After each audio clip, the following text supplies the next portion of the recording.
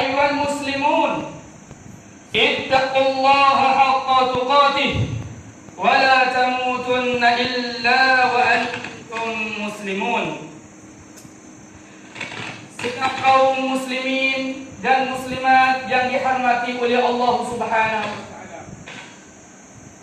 Bertakwalah kita kepada Allah Subhanahu wa taala dengan beramal segala suruhannya dan jauhlah segala larangannya.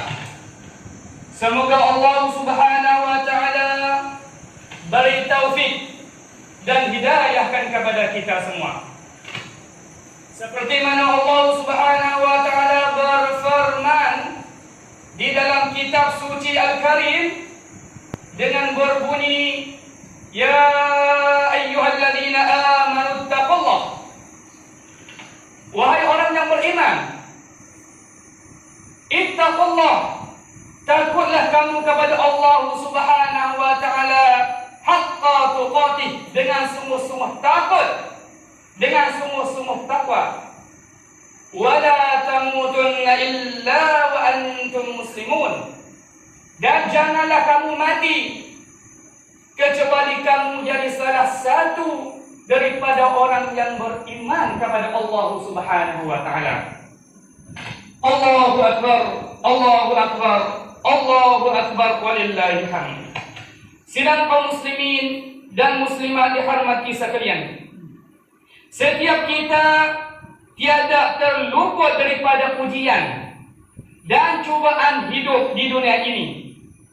Sebagaimana Nabi sallallahu alaihi wasallam bersabda dalam sebuah hadis, fitnatur rajul fi ahlihi wa malihi wa nafsihi wa waladihi wa jarihi yukaffiruha as-salah was-siyam was-sadaqah wal amru bil ma'ruf wa nuhyi 'anil munkar.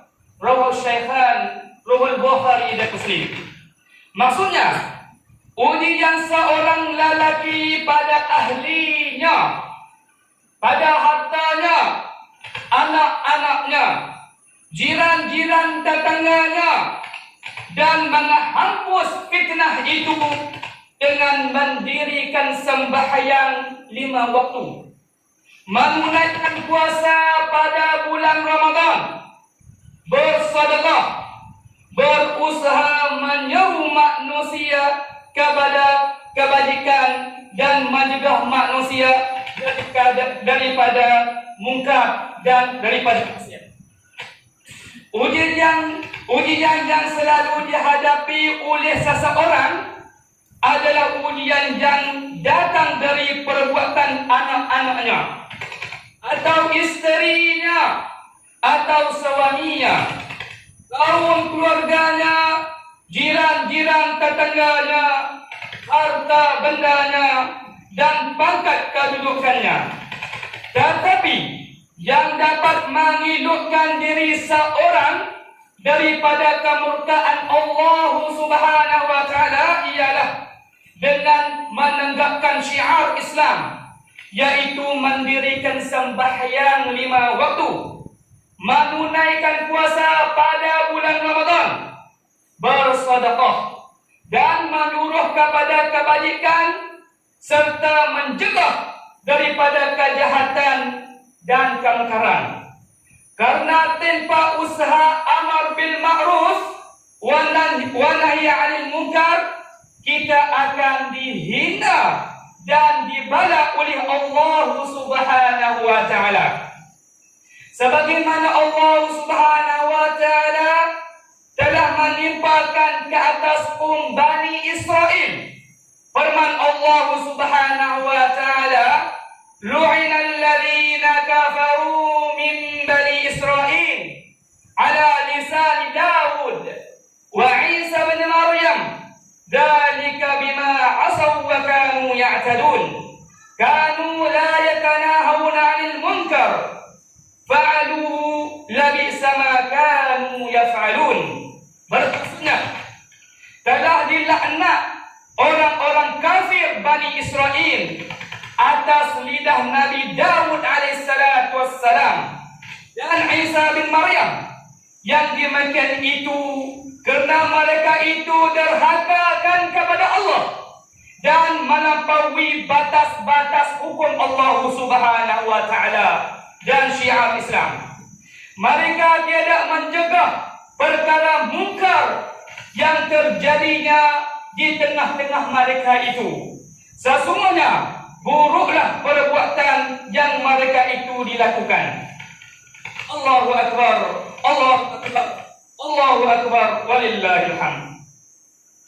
Sidang hari raya yang dihormati sekalian, kita semua diwajib berlaku adil dan haram melakukan kezaliman terhadap manusia dan terhadap diri sendiri. Karena perbuatan itu adalah perbuatan mungkar, perbuatan dan keji di sisi agama Allah Subhanahu wa taala. Berdosa dan dilaknat oleh Allah Subhanahu wa taala. Sebaliknya, hendaklah sentiasa menyuruh perkara-perkara yang baik dan mencegah daripada segala kemungkaran. Kalau kita tidak mencegah, kita akan dihina oleh Tuhan yang mempunyai dunia ini, yaitu Allah yang Maha Kuasa. Allahu Akbar, Allahu Akbar, Allahu Akbar, walillahil hamd. Sidang hari raya yang dihormati sekalian, kaum muslimin, kaum muslimat yang dihormati oleh Allah Subhanahu wa taala. Kita akan mendapat kemuliaan di sisi Allah.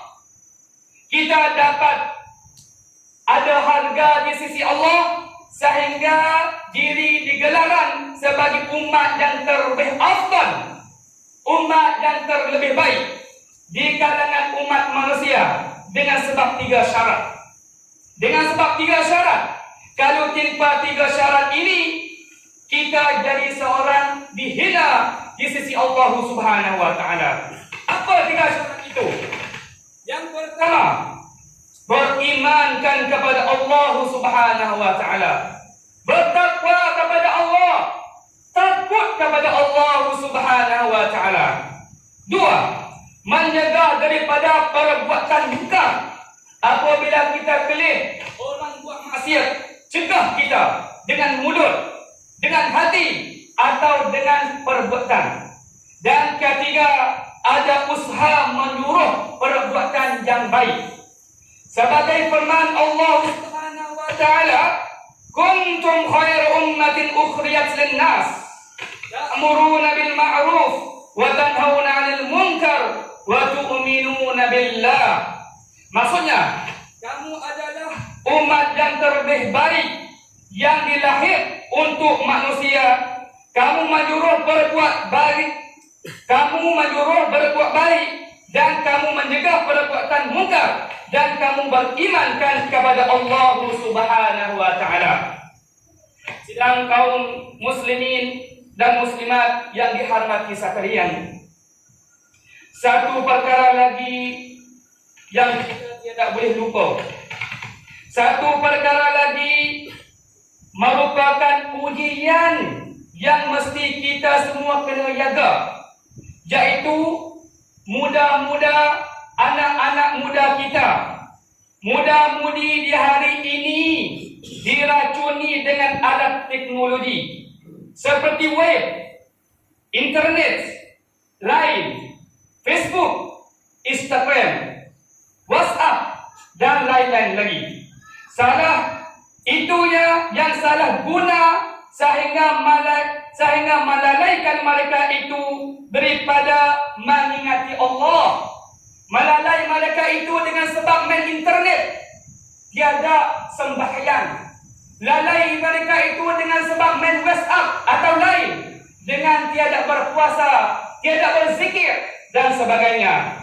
Setengah mereka itu tiada tidur pada malam dengan sebab main internet, tiada mengindah waktu sembahyang, tiada kenalkan waktu sembahyang dengan sebab internet. Dan juga muda-mudi hari ini mereka diracuni dengan dadah, ubat gila, ayam ketum, ubat-ubat yang mabukkan sehingga membawa kepada perkarulan bibis antara lelaki dan perempuan. Mereka dikurumuni dengan berbagai maksiat, berjalan malam sehingga sampai jam pukul 2, pukul 3 malam duduk di tepi jalan lagi, duduk di tepi timbuk lagi, dan setengah mereka itu terjerumus dalam perzina, sedang zina itu sejahat-jahat jalan. Wahai ibu bapa yang dihormati sekalian, wahai ibu bapa yang dihormati sekalian, anak-anak kita adalah cahaya mata kita. Adakah anak-anak kita itu cahaya mata kita? Adakah anak-anak itu buah hati kita? Pemuda sebagai harapan bangsa, dan pemuda tiang agama. Pemuda itu tiang negara bagi kita juga. Juga kita fikir wawasan kita di masa depan. Apakah akan terjadi di masa depan umat ini kalau kita tak binakan pemuda-pemudi pada masa sekarang? Anak cucu kita, bangsa kita, dan bagaimana agama kita, syiar Islam akan tertegak di atas permuka bumi ini. Ingatlah kerana sikap ibu bapa sekarang. Ibu bapa sekarang ini sangat takut untuk menegur kelakuan buruk anak-anak sendiri. Ibu bapa semasa ini sangat takut untuk menegur kelakuan buruk-buruk anak-anaknya sendiri. Menyebab semakin hari semakin merebak kerusakan akhlak, sehingga makin payah menyekat dan mencegahnya. Mulalah hari ini berusahalah tingkatkan pendidikan agama kepada mereka pemuda-pemudi tersebut itu.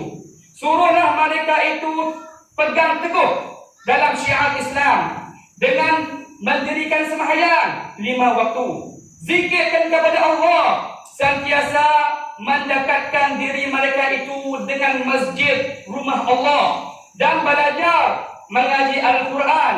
Moga kita dapat membendung kerusakan akhlak muda-mudi dan kembalikan mereka itu pada jalan yang betul dan pada jalan yang sebenar. Barakallahu fiikum wa lakum fil Qur'anil azim, wa nafa'ani wa iyyakum bima fihi min al-ayati wa dhikril hakim, wa taqabbal minni wa minkum tilawatahu innahu huwas samiul alim. Aqulu qawli hadha wa astaghfirullahal azim li wa lakum wa li sa'iril muslimin wal muslimat wal mu'minina wal mu'minat fastaghfiruhu innahu huwal ghafurur rahim.